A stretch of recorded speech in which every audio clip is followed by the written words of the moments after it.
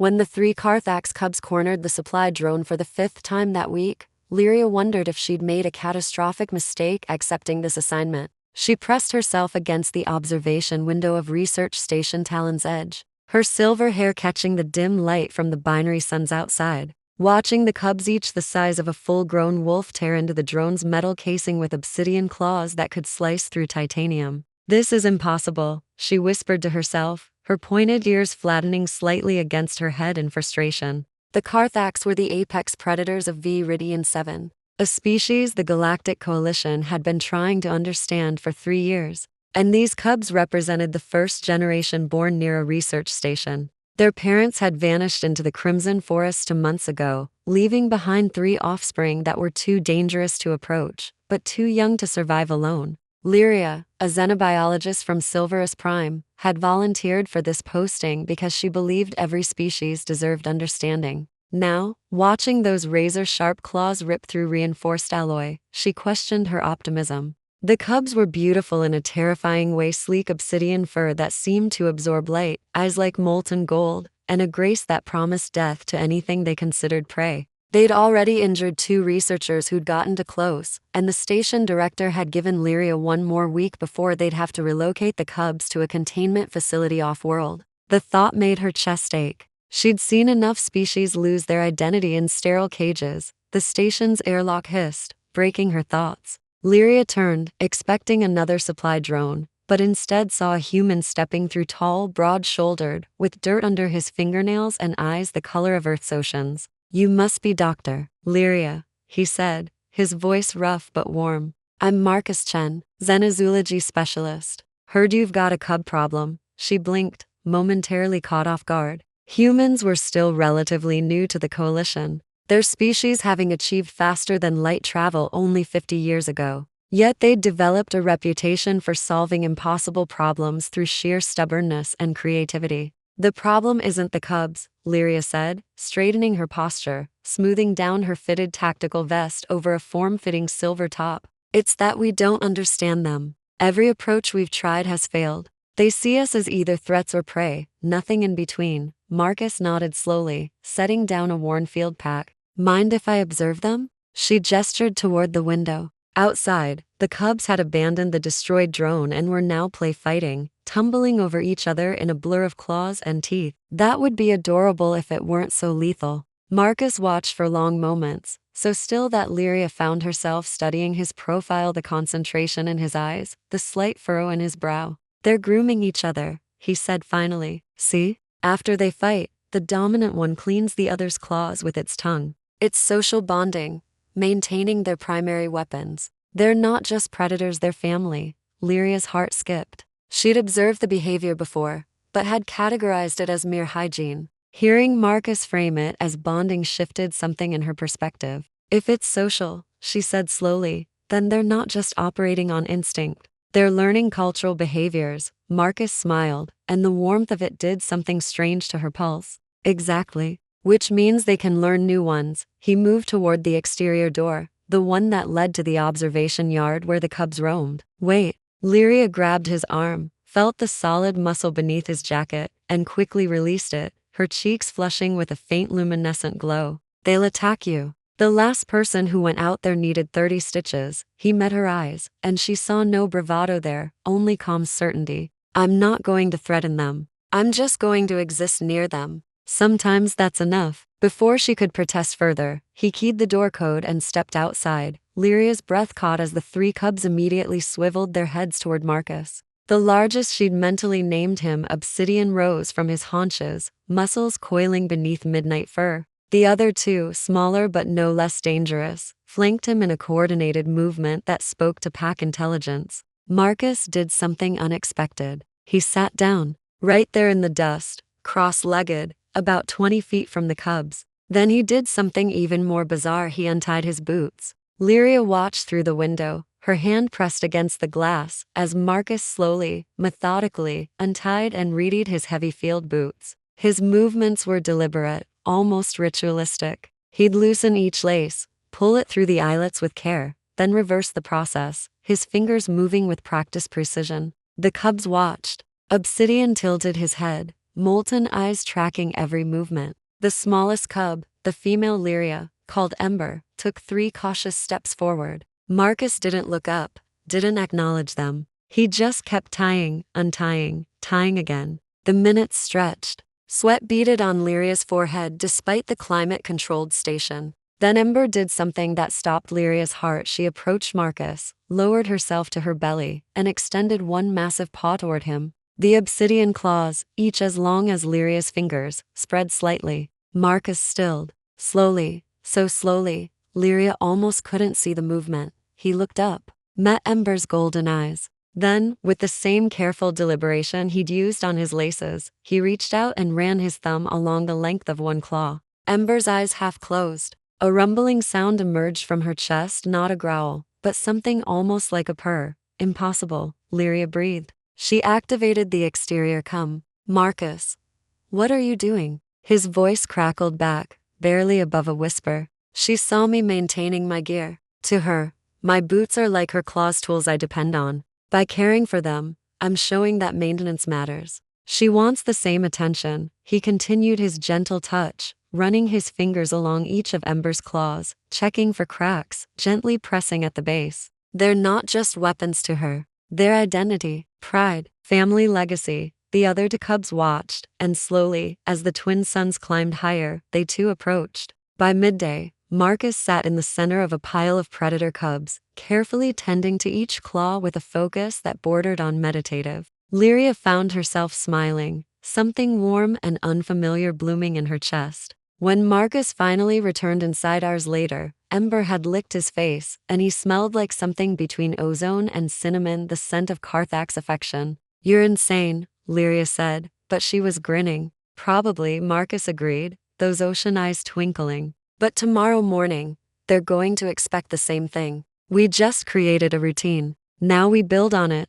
The next morning, Lyria woke before the suns rose, something she never did. She told herself it was scientific curiosity that drew her to the observation deck, not the desire to see Marcus again. But when she arrived and found him already there, 2 cups of coffee waiting, her heart told a different story. Thought you could use this, he said, handing her one. Heard Silvarians metabolize caffeine even better than humans. She accepted it, their fingers brushing, electricity sparking at the contact. Together, they went outside. The cubs were waiting. Obsidian, Ember, and the middle cub Storm sat in a patient line like children waiting for breakfast. Marcus knelt, and they approached one by one. But this time, Marcus handed Lyria a soft cloth. Help me, he said simply. Her hands trembled slightly as she took it. Ember approached her, those massive golden eyes holding something that looked almost like trust. Lyria gently took the cub's paw, feeling the weight of it,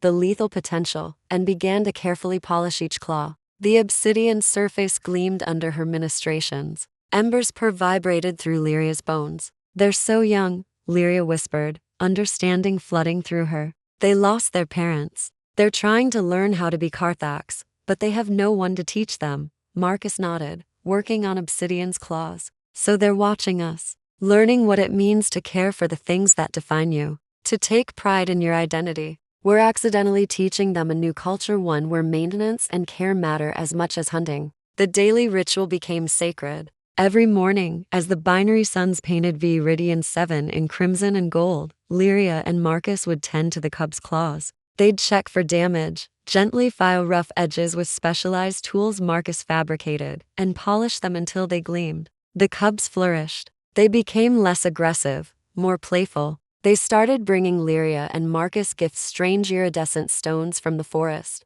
The skull of a prey animal which Lyria appreciated academically, while Marcus laughed at her clinical enthusiasm. And once, a flower-like plant that glowed in the dark. They're saying thank you, Marcus said one evening, as they catalogued the day's observations. They'd fallen into an easy partnership, their work sessions stretching later each night. Lyria would analyze behavioral patterns while Marcus would sketch the cubs in a worn notebook, his hands surprisingly artistic. She'd caught herself watching those hands more than the data. You really see them, don't you? Lyria asked softly. Not as specimens or threats, but as people. Marcus set down his pencil. My grandmother used to say that every living thing wants 3 things: to be safe, to be understood, and to matter. Doesn't matter if you're human, Silvarian, or a Karthax cub. Those needs are universal. Lyria's luminescent eyes shimmered. That's beautiful. He looked at her then, really looked at her, and something shifted in the air between them. So are you, he said quietly. The words hung there, honest and unchoreographed, and Lyria felt her bioluminescent skin glow brighter, a Silvarian response to strong emotion she couldn't control. She started, but the moment shattered as alarms screamed through the station. The display screen flashed red. 2 massive heat signatures approaching from the forest, each 3 times the size of the cubs. The parents, Lyria gasped. They're coming back. Marcus was already moving toward the exterior door. We need to get the cubs inside now, but it was too late. The adult Karthax burst from the tree line like living shadows, their roars shaking the station's walls. They were magnificent and terrifying, 12 feet of muscle and fury, their obsidian claws as long as Lyria's forearm, eyes blazing with protective rage. They'd seen humans near their young. To them, this was an attack. The cubs ran toward their parents, crying out in their clicking language. But instead of finding safety, they positioned themselves between the adults and Marcus, who stood frozen in the observation yard. Ember spread her smaller body in front of him, making herself a shield. Obsidian and Storm flanked her, claws extended not toward Marcus, but toward their own parents. No, no, no, Lyria breathed, her hands flying across the control panel. If the adults attacked, the cubs would fight their own parents to protect Marcus. The family would tear itself apart. Marcus raised his hands slowly, showing he was unarmed. The adult Karthax, the mother, larger and bearing scars across her flanks, lowered her head, teeth bared. The father circled, looking for an opening to reach the perceived threat. Time seemed to freeze. Then Marcus did something that would haunt Lyria's dreams in the best possible way. He knelt, reached down to his boots, and began to untie them. The same slow, methodical movements, the same ritualistic care. The adult Karthax paused, confusion rippling through their aggressive postures. Ember looked back at Marcus, then at her mother. Then the cub approached her mother and gently touched one of the adult's massive claws with her own smaller one. She made a series of clicking sounds, complex and nuanced. The mother's eyes widened. She looked at her cub, at Marcus, still calmly tying his boots, at the gleaming polish on Ember's claws. Understanding dawned across her predatory features. Lyria's hands shook as she activated the exterior cum. Marcus, I'm reading a massive reduction in their stress pheromones. Whatever Ember told her mother, it worked. Marcus's voice came back steady despite the sweat on his brow. She's explaining the ritual. That I'm not a threat, I'm a caretaker. The mother Karthax slowly, testing each movement, approached Marcus. She was so massive that her shadow swallowed him whole. Lyria's finger hovered over the emergency defense grid, ready to activate a barrier, even though she knew it would be too slow. The mother extended her paw. The claws, obsidian blades that could disembowel with a casual swipe, spread slightly. Marcus, without hesitation, reached out and ran his hand along them, checking, appreciating, honoring. The mother's rumbling purr was so deep that dust trembled on the ground. By the time the suns reached their zenith, Marcus had tended to all 5 Karthax parents and cubs together. The father had been more skeptical, but when he saw his mate's contentment, he'd allowed the strange ritual. Lyria had eventually joined them, her xenobiological training warring with her disbelief as she polished claws that could end her life with a twitch. But the adults were gentle with her, recognizing her scent on their cubs, accepting her into this bizarre new tradition. When they finally finished, the mother did something unprecedented. She touched her massive forehead to Marcus's chest, then to Lyria's. In what coalition databases would later classify as a Karthax gesture of family acceptance, that evening, as the Karthax family disappeared into the forest together, the cubs looking back and chirping what sounded like goodbyes, Lyria and Marcus sat on the observation deck in exhausted silence. We did it, Lyria finally said, her voice wondering.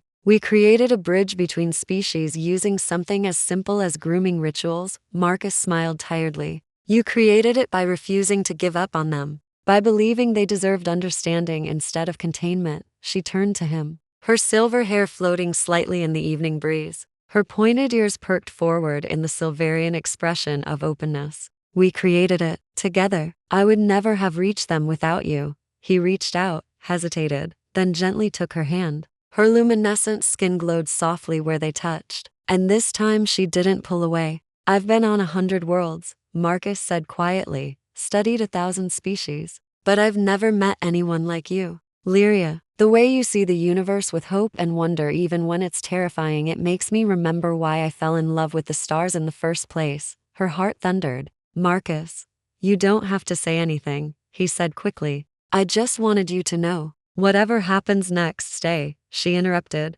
the word escaping before she could second guess it. Your assignment here was temporary, but mine is another year. Stay with me. Keep studying the Karthax. Keep teaching me that impossible things can become real if you're patient enough to tie your boots slowly. His laugh was warm and full of relief. I can't think of anywhere I'd rather be. 3 months later, the observation deck had become their shared space, part laboratory, part home. The Karthax family visited every 3 days, and each time, they brought the cubs for what Marcus called Claw Maintenance Day. The ritual had evolved. Now the cubs would demonstrate hunting techniques they'd learned, preening before Marcus and Lyria, like children showing off good grades. The parents would wait patiently for their turn, occasionally grooming Lyria's hair with their tongues in what she'd learned was a reciprocal care gesture. She'd stopped flinching and started appreciating the cultural exchange. Marcus had begun documenting what he called the bootstrap protocol, the theory that complex interspecies relationships could be built from simple, repeated acts of mutual care.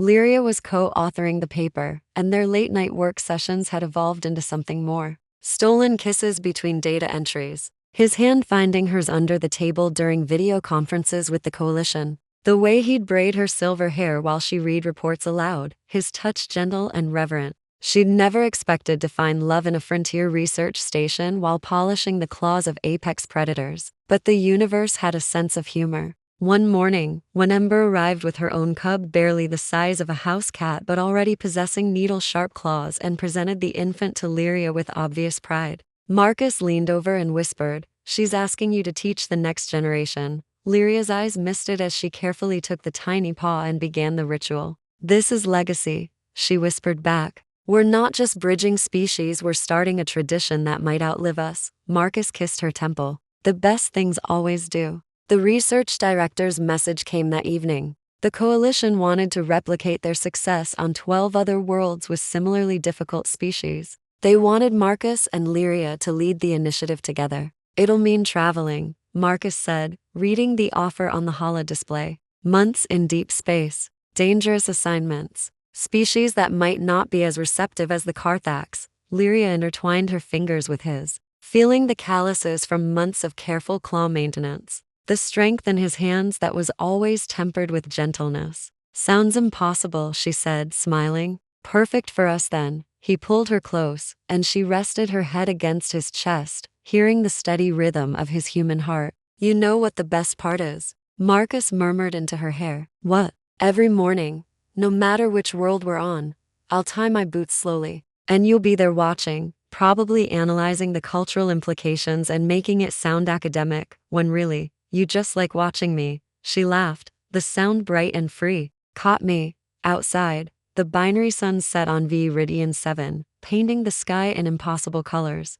In the distance, a Karthax roar echoed, not threatening, but celebratory. The cubs' voices joined in, a chorus of the family they'd become. Lyria thought about the chain reaction that had started with something as mundane as tying boots. How a simple act of care, witnessed by curious cubs, had transformed into trust, then family, and finally love, both between species and between two scientists who'd learned that the universe's greatest mysteries weren't solved with grand gestures, but with patient, repeated acts of seeing another being and choosing, every day, to care. "Marcus?" she said softly. "Yeah, tomorrow morning.